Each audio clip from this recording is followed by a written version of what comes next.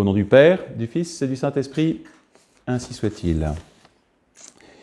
Bien, chers frères, notre Seigneur aujourd'hui nous présente cette multiplication des pains. C'est pour nous une invitation à la confiance dans le fait que, étant baptisés, et cherchant à suivre notre Seigneur nous donnera toujours la nourriture suffisante pour nous sauver. C'est-à-dire la Sainte Messe. Vous voyez, quelles que soient les circonstances, eh bien notre Seigneur viendra nous nourrir. Alors il nous nourrit quotidiennement par sa grâce, puisque nous sommes baptisés, nous avons le droit à sa grâce, nous avons le caractère de baptisé. Mais aussi il viendra nous donner à certains moments, même dans des temps de confinement ou je ne sais quoi, des épreuves difficiles, il nous donnera même la nourriture eucharistique pour nous sustenter, car il sait que nous en avons besoin. S'il ne veut nous la donner que tous les mois, il ne nous la donnera que tous les mois. S'il veut nous la donner une fois par an, il nous la donnera une fois par an. Ce qui est important, ce qui est beau se rappeler, c'est que notre Seigneur ne nous abandonnera pas. Il nous donnera la nourriture nécessaire pour marcher courageusement vers le ciel. Et il nous donnera spécialement cette nourriture pour déjouer les ruses du diable. Voilà, aussi. Pour rester bien dans l'axe de la vérité. Et pour rester dans la vérité, il va aussi nous aider à déjouer les ruses du diable. Alors ce matin, c'est un peu ce sur quoi je voudrais vous parler. Pourquoi ? Parce que nous sommes dans un système, un contexte plutôt révolutionnaire, comme disait l'abbé Chazal, semi-communiste, avec des apparences sanitaires, et il est important de bien comprendre derrière la stratégie du diable. Alors avant de parler de cela, je voudrais simplement rappeler rapidement les grandes ruses du diable pour nous faire tomber à titre individuel. Déjà, ça peut nous aider. La première, c'est que nous avons tous un caractère, et le diable va s'adapter à notre caractère. Nous sommes bilieux, il va s'adapter à notre caractère de bilieux. Nous sommes sanguins, il va nous faire plutôt glisser vers l'impureté, par exemple. Les bilieux, plutôt, ça sera l'orgueil. Et il va tenter suivant aussi notre âge. Les enfants, il va les tenter différemment. Ils ne vont pas leur faire des grosses fautes d'adultes, mais des fautes d'enfants. Et l'homme fait aussi, il va le tenter différemment. Le vieillard également.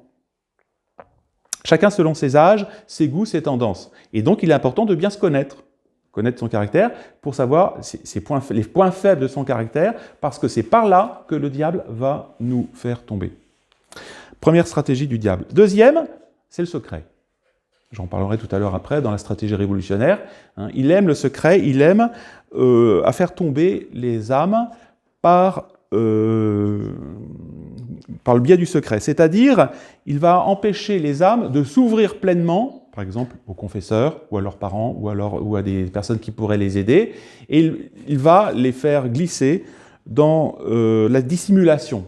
Si bien qu'une personne étant dissimulatrice ne pourra pas révéler ses points faibles à une personne qui pourra le révéler. Si vous cachez votre maladie ou des tares de santé à votre médecin, le médecin ne pourra rien faire pour vous.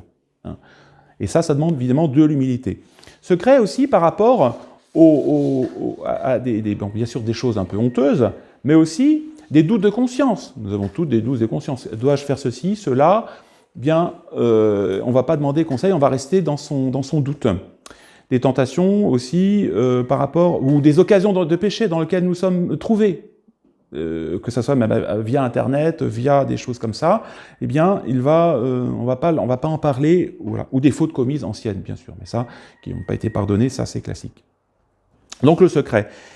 Le diable aussi, une autre stratégie, c'est qu'il endort dans une fausse paix, pour la faire tomber à l'improviste dans une tentation beaucoup plus violente. Donc attention justement, si nous sommes tranquilles, si tout se passe bien, alors on néglige un peu la prière, on néglige un petit peu la mortification, parce qu'on n'est pas très tenté, et puis brusquement, c'est la grosse tentation, et on tombe dans les choses graves. Pensons à David. David qui se promenait sur le solarium, la terrasse, et qui voit bien sûr une belle créature, et il tombe dans le péché. La négligence, voilà, la fausse paix fait tomber dans des choses très graves. Donc attention. Et puis aussi, la stratégie, c'est un petit peu du diable, c'est un peu d'effrayer. Hein, de nous empêcher de faire des bonnes œuvres parce que ah non, j'y arriverai pas. La frayeur, la peur. Non, c'est trop fort, c'est trop dur pour moi. Voyez, je vais ne pas faire cette activité, je vais pas aller à tel endroit, je vais pas faire cette chose qui aurait été pourtant très sanctifiante pour notre vie, une retraite par exemple, spirituelle. Hein, il va grossir la difficulté, la rendre impossible. Ça, c'est un peu classique. J'insiste aussi sur le fait que le diable va se servir d'autres personnes. Hein. Le diable n'agit pas seul directement sur nous, il va parfois agir par des influences. Hein. Donc attention aussi aux personnes que l'on côtoie. Prêtres aussi, évêques aussi. Et parce qu'on est sociaux, et donc on se fait influencer par les autres personnes. Donc le diable va nous diriger, on les trouve sympathiques humainement, mais ils vont nous influencer spirituellement. Ça, c'est important de le savoir. Et le diable aussi cherche à gâter même nos bonnes œuvres. Hein. On veut faire des bonnes choses, mais il va les gâter. Par exemple, on veut donner de l'argent à un pauvre, on va faire de telle sorte que tout le monde voit que l'on donne de l'argent à un pauvre. Voyez. Donc il va rendre notre œuvre stérile. On aura fait un gros sacrifice, offert à notre Seigneur intérieurement, mais on va ensuite en parler. Voyez. Voilà. Donc attention, de garder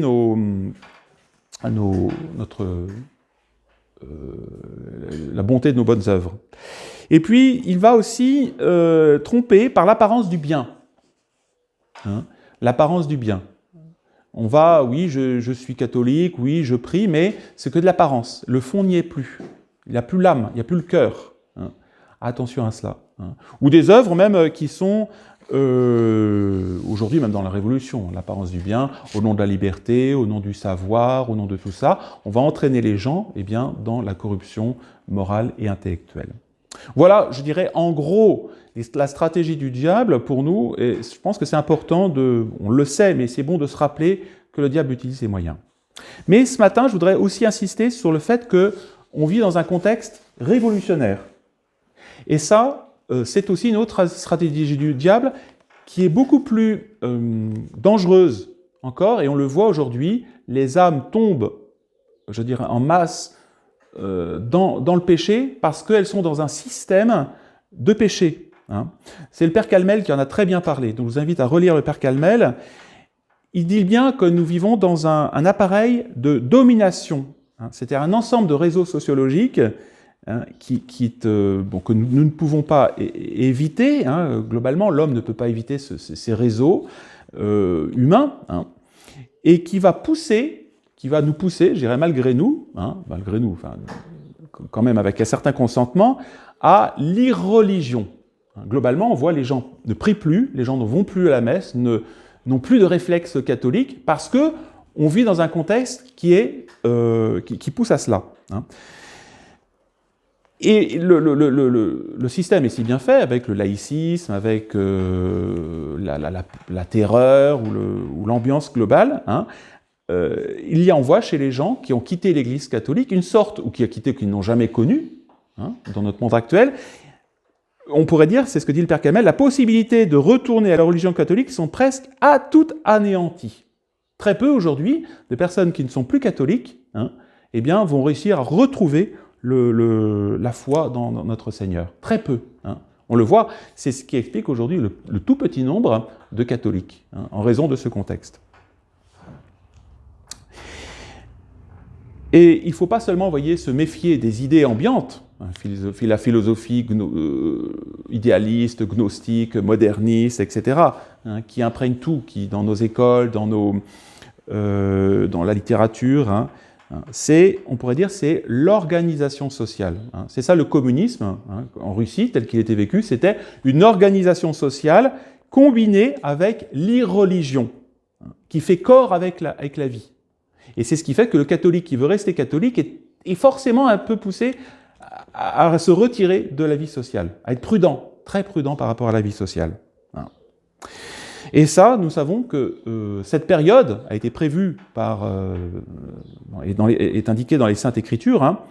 Le Père Calmel dit « Le monde sera possédé par le diable qui disposera d'une puissance d'égarement unique. » On le voit dans l'Église conciliaire, où les ecclésiastiques sont comme jusqu'au pape, hein, sont comme aveuglés. Il y a une puissance d'égarement diabolique qui est permise par le bon Dieu. Donc ne négligeons pas, vous voyez, cette malice et cette intelligence du diable qui ne va pas seulement nous tenter à titre individuel, mais qui va essayer de tisser, vous voyez, une société. Hein. Et c'est la raison pour laquelle la Sainte Vierge, en 1917, vous voyez, nous met en garde contre quoi? Le communisme. Le communisme, c'est ça. C'est le grand danger qui menace nos âmes. Alors attention, évidemment, il ne faut pas faire une symétrie entre le bien et le mal, entre notre Seigneur Jésus-Christ et le diable. Le système diabolique qui est en place, évidemment, il n'est pas absolu. Hein. On peut pas faire un parallèle. Alors comment va agir ce système? Il va s'établir de façon parallèle. Il va établir des hiérarchies parallèles, des hiérarchies occultes, des hiérarchies secrètes, ce qu'on appelle les loges maçonniques, ce qu'on appelle le parti communiste, hein, vous voyez, qui va agir par derrière sur toute la vie sociale, hein, les loges maçonniques, en particulier spécialement aujourd'hui, hein, et qui va imposer par derrière ses contraintes, sa terreur, ses pressions pour obtenir le silence des autorités officielles. Voilà. Silence ou complaisance. Hein. Les autorités officielles, on le voit aujourd'hui, sauf certaines justement qui sont persécutées par ces autorités parallèles. On le voit aujourd'hui par exemple aux États-Unis, Trump, hein, vous voyez, même s'il a ses limites, eh bien, est quand même en lutte avec ce qu'on appelle l'état profond. L'état profond, c'est ça, c'est cette action secrète, cachée, voilà. Et bon. Donc attention, vous voyez, ne pas penser que le communisme ambiant dans lequel nous vivons, c'est la volonté d'un tyran qui écrase tout un peuple. Ce n'est pas une tyrannie classique. Hein. C'est une tyrannie de réseaux clandestins qui ensuite va gangréner, je dirais, toute la vie sociale. Et va faire pression, on le voit aujourd'hui, sur la plupart des autorités civiles et religieuses. Donc c'est un réseau occulte. Et c'est la raison pour laquelle, vous voyez, il est important que les catholiques ne négligent pas la connaissance de ce monde occulte pour ne pas se retrouver cernés. Il est aussi important de se rappeler aussi, de ne pas donc connaître, hein, mais aussi se dire que le bon Dieu, justement, c'est pour ça que je vous parlais de cette nourriture qu'il nous donnera toujours, hein, il nous donnera toujours l'intelligence et la force pour résister et persévérer dans ce milieu-là. Et il ne faut pas non plus se désespérer en disant « non, c'est impossible, tout est fini ». Non, toujours. Mais il ne faut pas se faire d'illusions. Pour résister et persévérer dans ce milieu communiste, on le voit que ce soit en Chine, en Russie pendant 70 ans, eh bien, il faut mettre le prix. Il ne faut pas se faire d'illusions, donc il faut le voir en face tel qu'il est. C'est ce que Solzhenitsyn a fait. Solzhenitsyn a regardé le système en face, et pourtant il n'était pas catholique, mais il l'a vu en face, et prendre les moyens pour ne jamais céder. Hein. Et ça peut aller, donc mettre le prix, et le Père Kelmel dit, et peut-être la vie. Si on n'est pas prêt à perdre la vie, parce qu'on se dit non, je ne vais pas aller jusque-là, il est possible eh bien, que malheureusement nous céderons, voyez, parce que ça peut aller jusque-là. Peut-être pas, mais ça peut aller jusque-là. Donc mettre le prix parce que ce système ne va pas, va pas aujourd'hui vous envoyer en déportation. Vous n'allez pas partir eh bien, dans les goulags en Russie soviétique. Hein.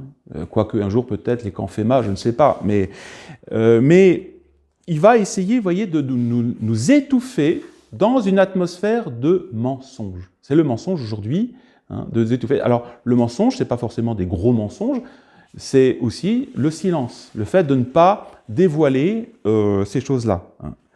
Et bien se dire qu'aujourd'hui, il y a une perfection aussi dans le mensonge. Le mensonge, aujourd'hui, il est bien fabriqué. Hein. Cette histoire de Covid-19, là, c'est un mensonge qui a été bien organisé depuis bien longtemps. Et bien en prendre conscience.